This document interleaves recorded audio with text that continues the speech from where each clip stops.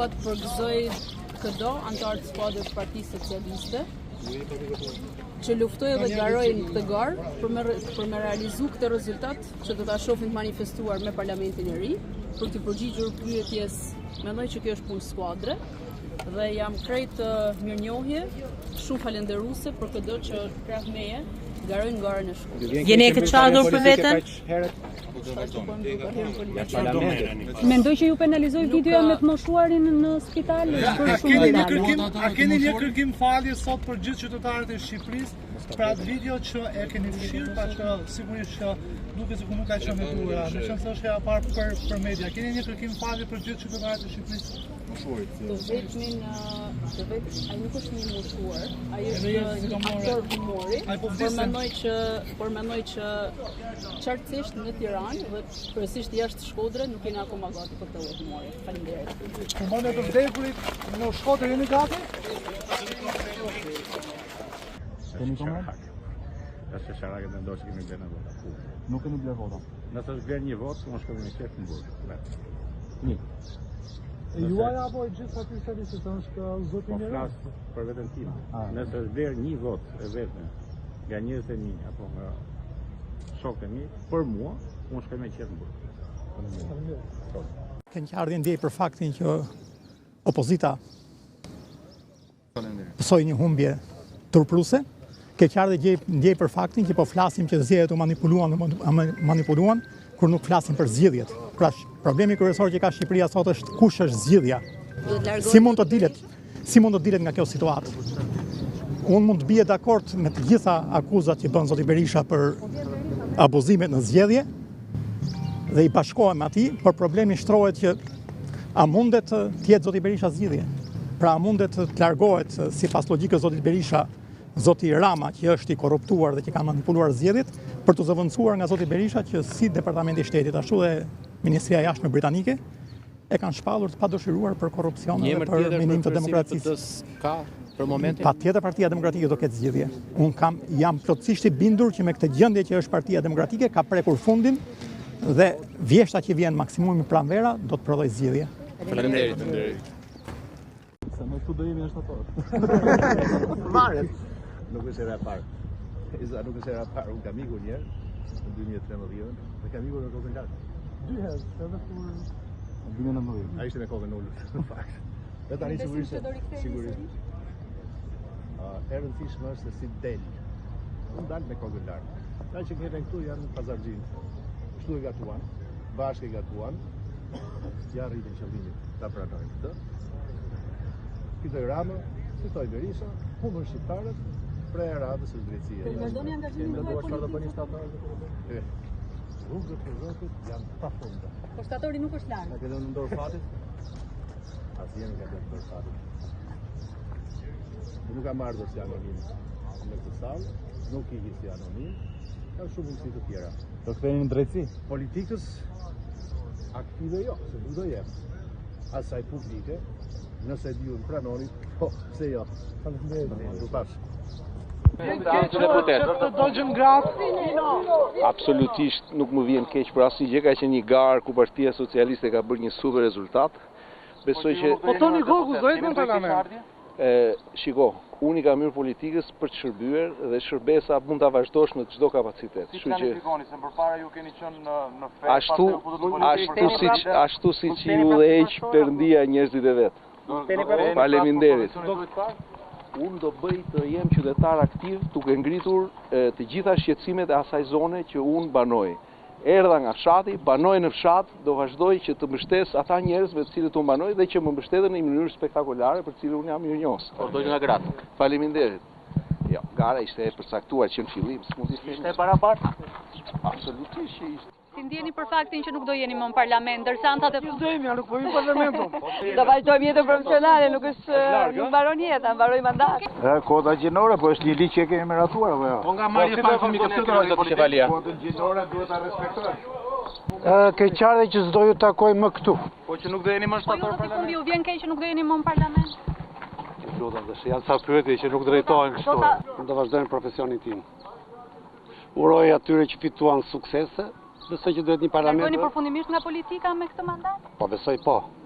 Çdo gjë ka një fund, kështu që mendova se ky ishte edhe fundi im politik. Pjesa tjetër pastaj si qytetar do vazhdoj. Faleminderit. Zoti Rakipi, si ndjeni për faktin që jeni një ndër deputetët më të votuar të parlamentit? Falë qytetarëve.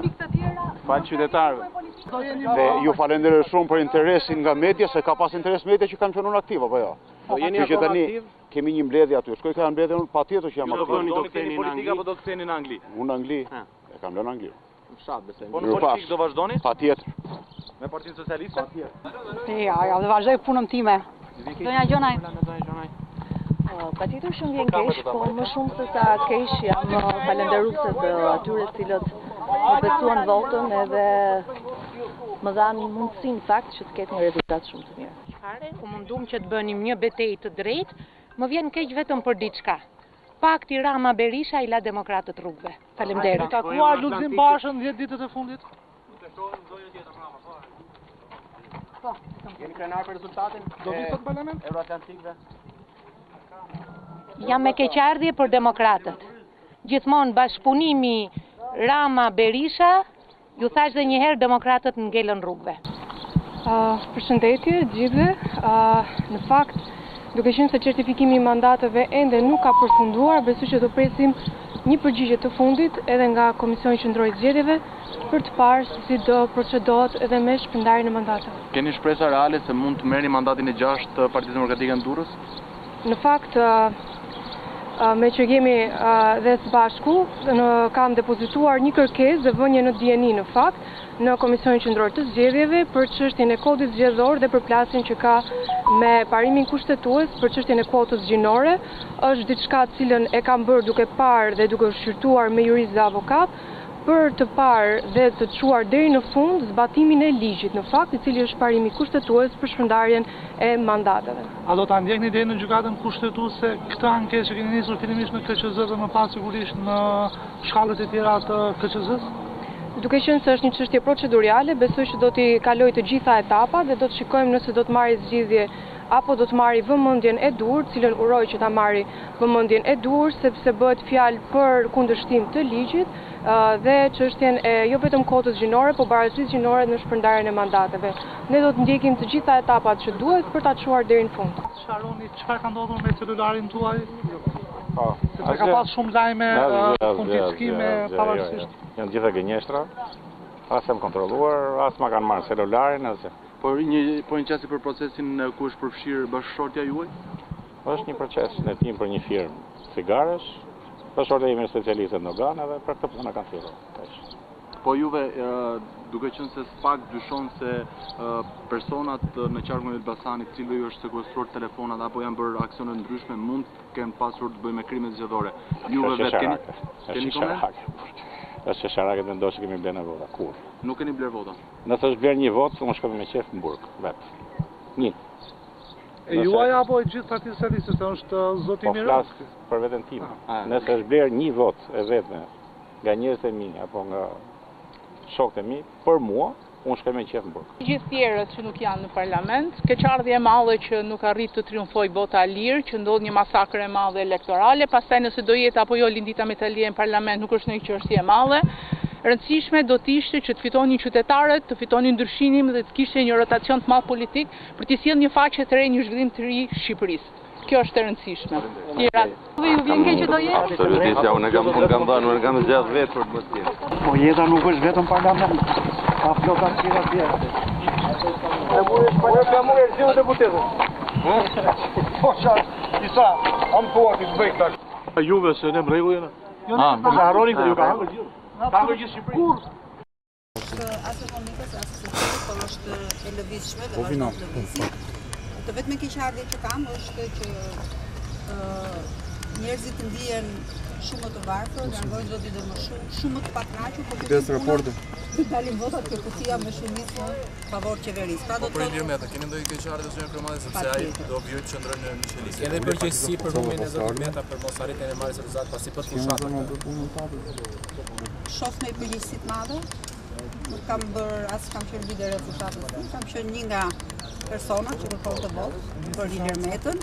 Dhe ajo që duhet të them një gjë tjetër që s'ka të bëjë fare përgjegjësia votave për atë çfarë ndodh, unë mendoj që përgjegjësi më të madhe ne duhet ta kërkojmë ke ata që janë organizatorët e zgjedhjeve, ke qeveria, e cila dihet haptas dhe u tashmë keni parë vetë duket prezente se si farsa qoftë votës emigrantëve apo qoftë votës njerëzve. Para ca ditësh pash në televizion tek Syri se si njerëzit protestonin për rrugën, ndërkohë që aty kishin votuar një 80% për Partinë Socialiste dhe dalin tani kërkojnë opozitës që t'i bëjë rrugën. Kështu që kjo punë është shumë e thjeshtë në mësume votat. Se si manipulohet dhe se si... Do ta vazhdoni aktivitetin tuaj politik, nuk keni asnjë pozicion as në partinë e bashkëshortit tuaj as në parlament. Filmi është një anë e jetës dhe është shumë interesante. Politika nuk bëhet vetëm duke bërë politik, duke folur për politikën, politika bëhet edhe me sjelljen tënde, politika bëhet edhe me veprimet e tua, politika bëhet edhe me analizat, por duhet t'ju them vetëm një gjë që nuk mendoj që situata do jetë më mirë se çka që mendoj, që do jetë shumë më keq se çka që. Zënja, në madhe cilësoni farsë elektorale edhe ju si Berisha apo keni qendrim tjetër për zgjedhje?